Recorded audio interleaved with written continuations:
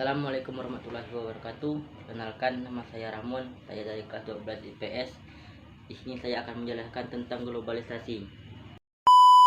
Dan globalisasi ada tersebarnya luasnya pengaruh ilmu pengetahuan dan kebudayaan yang ada di setiap penjuru dunia ke penjuru dunia yang lain, sehingga tidak jelas lagi batas-batas yang jelas dari suatu negara, yang terbentuk sebuah komunikasi dan organisasi di antara masyarakat satu dan yang lain yang berbeda di seluruh dunia, yang memiliki tujuan untuk mengikuti kaidah-kaidah baru yang sama-sama menghubungkan tersebut, disebabkan oleh penemuan baru seperti alat elektronik dan internet, menemukan bahwa semua hal yang terjadi, yakni hubungan sosial, akhirnya menjadi instan antar penduduk dunia dan menghubungkan suatu peristiwa dengan peristiwa lainnya, yang menghasilkan dampak timbal balik antara satu wilayah dengan wilayah yang lainnya, sehingga berkembang luas sampai aspek-aspek kehidupan antara keduanya. Karakteristik globalisasi: yang pertama, adanya perbedaan makna ruang dan waktu. Yang kedua, perekonomian antar negara saling bergantungan. Dan yang ketiga, pertukaran informasi menjadi lebih cepat. Keempat, timbulnya masalah bersama secara global. Kelima, terjadinya pertukaran budaya. Keenam, komunikasi menjadi lebih mudah. Dan yang ketujuh, keterbukaan di segala aspek. Proses globalisasi: karena globalisasi sedikit banyak mengubah tatanan hidup masyarakat, terjadi globalisasi juga tidak datang begitu saja, namun menjadi melalui sebuah proses terjadinya globalisasi dibagi menjadi 4 bagian, yaitu: yang pertama, globalisasi era modern. Walaupun globalisasi sering dikaitkan dengan dunia yang modern dan berhubungan dengan kecanggihan serta teknologi yang modern, namun ada pendapat yang melihat bahwa proses globalisasi sudah terjadi sebelum zaman itu. Salah satunya era pramodern, merupakan proses globalisasi yang jauh sebelum manusia mengenal teknologi modern seperti sekarang ini. Kalian bisa bayangkan, manusia mengalami aktivitas global seperti fenomena migrasi zaman prasejarah. Era ini ditandai pula sebagai zaman kerajaan, penyebaran agama, jalur perdagangan, Silk Road, dan migrasi antara benua. Pada era periode pramodern ini berlangsung sekitar tahun 3500 sampai dengan 1500. Kedua, globalisasi era modern. Modern awal kemudian dilanjutkan pada periode selanjutnya. Pada periode ini tahun 1500 sampai dengan 1600 terjadi kebangkitan Imperium Maritim Eropa, yang imperium utamanya yakni Portugis dan Spanyol. Kemudian diusul Imperium Belanda dan Britania. Kondisi ini menjadi titik balik ekspansi negara-negara kolonial di Eropa menuju benua lain. Pada era modern awal, imperium tersebut melakukan ekspansi dengan tujuan utama untuk berdagang. Yang ketiga, modern globalisasi era modern. Lalu kita lanjut membahas globalisasi pada era modern. Era ini terjadi sekitar tahun 1850 sehingga 1970. Nah, perbedaan dari era sebelumnya, yakni modern awal, ialah dari tujuan ekspansi para imperium Eropa, cara mengolah perdagangan global, serta tingkat pertukaran informasi dengan meningkatkan perdagangan internasional yang dituntut dengan meningkatkan perkembangan bank multinasional, alat komunikasi, serta transportasi yang semakin modern. 4. Globalisasi era kontemporer. Nah, selanjutnya kita membahas proses globalisasi yang terjadi sejak akhir periode modern sehingga saat ini, yakni era kontemporer. Pada periode ini, globalisasi yang terjadi semakin mudah dan cepat membantu kebutuhan manusia untuk mengakses informasi dan mendapatkan kebutuhan kemajuan teknologi yang selalu up to date. Juga menjadi ciri khas dari globalisasi era kontemporer ini. Bentuk dan gejala globalisasi. Bentuk dan gejala globalisasi ini bisa dibagi dalam beberapa bidang.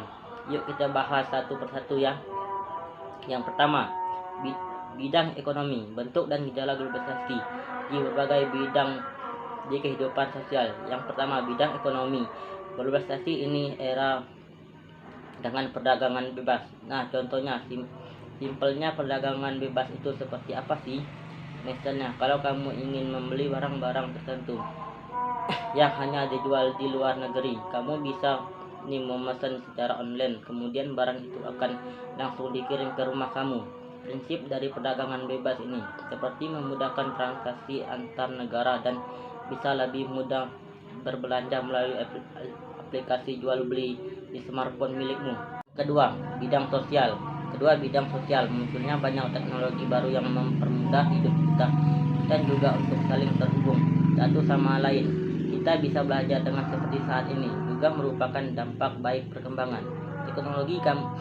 Kamu juga bisa melakukan video call atau kirim-kirim pesan dengan stiker lucu ke teman-temanmu. Itu juga merupakan kegiatan sosial yang dipermudahkan dengan teknologi.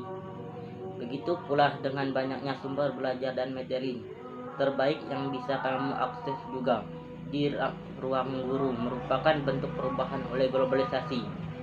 Yang ketiga, bidang budaya. Ketika bidang budaya bisa kamu lihat dari bahasa di sekolah kita, juga mempelajari bahasa asing termasuk Inggris.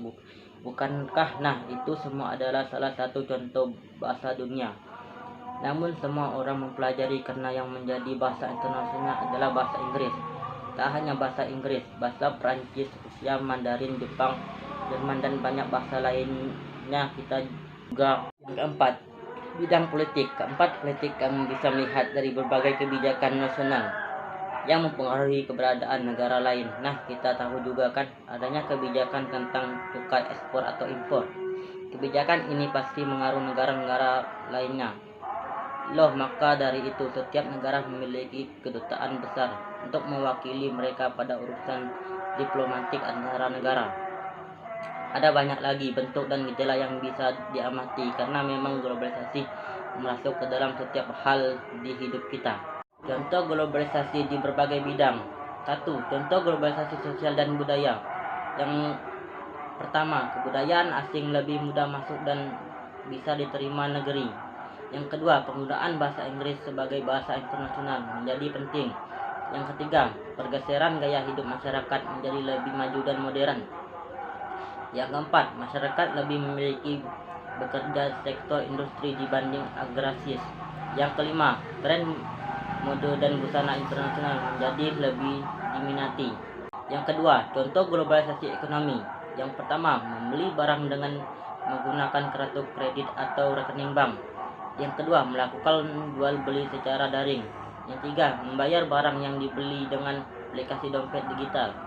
Yang keempat, kegiatan ekspor dan impor dari satu negara ke negara lain menjadi lebih mudah. Yang kelima, adanya kerjasama di bidang ekonomi dan negara-negara dunia. Yang keenam, adanya kebijakan perdagangan bebas yang memudahkan transaksi internasional. Yang ketujuh, produk luar negeri banyak yang masuk ke pasar dalam negeri. Yang ketiga, contoh globalisasi politik. Yang pertama, memperluas dan meningkatkan hubungan dan kerjasama internasional. Yang kedua, berpartisipasi aktif politik internasional untuk mencapai perdamaian dunia. Yang ketiga, terbentuknya organisasi. 4. Contoh globalisasi pendidikan. Yang pertama, pertukaran pelajar. Yang kedua, memudahkan akses internet untuk menunjang kegiatan belajar. Yang ketiga, belajar dan mengajar berbasis teknologi. Dampak globalisasi. Globalisasi mempengaruhi sektor-sektor dalam kehidupan seperti pada bidang politik, sosial, ekonomi, budaya, dan sektor lainnya. Pastinya globalisasi akan memberikan dampak pada kehidupan kita. Dampak globalisasi positif dan negatif. Dampak positif globalisasi. Yang pertama, perubahan tata nilai dan sikap. Globalisasi menyebabkan terjadinya perubahan tata nilai sosial, budaya seperti cara hidup, pola pikiran maupun ilmu pengetahuan dan teknologi dari bangsa lain yang telah maju. Misalnya meningkatkan etos kerja yang tinggi, suka bekerja keras, disiplin, mempunyai jiwa kemandirian, rasional, sportif, dan lain sebagainya. 2. Berkembangnya ilmu pengetahuan dan teknologi. Berkembangnya ilmu pengetahuan dapat ditandai dengan kehidupan sosial ekonomi yang lain, produktif, efektif, dan efisien.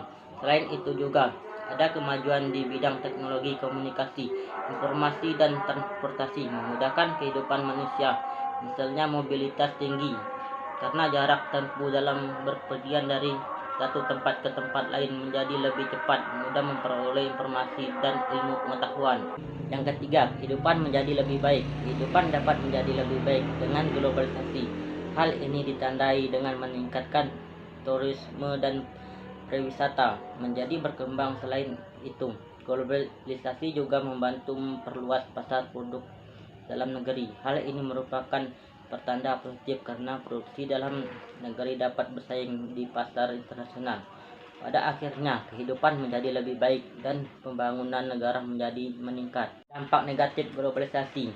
Yang pertama, lunturnya nilai budaya asli. Lunturnya budaya asli dapat ditandai dengan hal-hal berikut.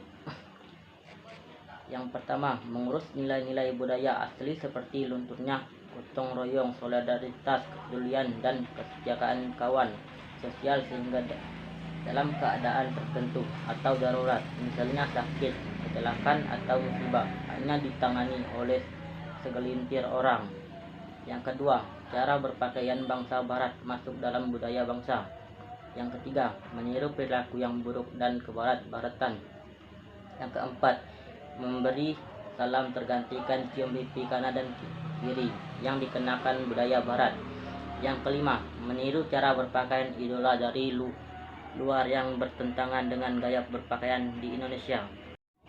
Yang kedua, perubahan gaya hidup. Perubahan gaya hidup mencangkup: yang pertama, individualistis, yaitu mementingkan diri sendiri. Yang kedua, pragmatis, yaitu melakukan kegiatan yang menguntungkan saja. Yang ketiga, mariatis, yang mengukur suatu sikap dengan materi. Yang keempat, hedonis, yaitu sikap bergaya hidup mewah dan boros. Status seorang dalam masyarakat diukur berdasarkan kekayaan. Yang kelima, konsumtif, yaitu pola konsumsi yang melebihi batas. Yang keenam, populer, yaitu meningkatkan duniawi dan mengabaikan nilai-nilai agama. Yang ketiga, terjadinya eksploitasi sumber daya alam yang berdampak pada kerusakan lingkungan dan polusi limbah industri. Dengan adanya globalisasi, pastinya banyak industri yang dibangun. Pembangunan industri dapat menyebabkan lingkungan menjadi rusak, dari mulai alih fungsi lahan, eksploitasi sumber daya alam, sehingga pencemaran air dan udara.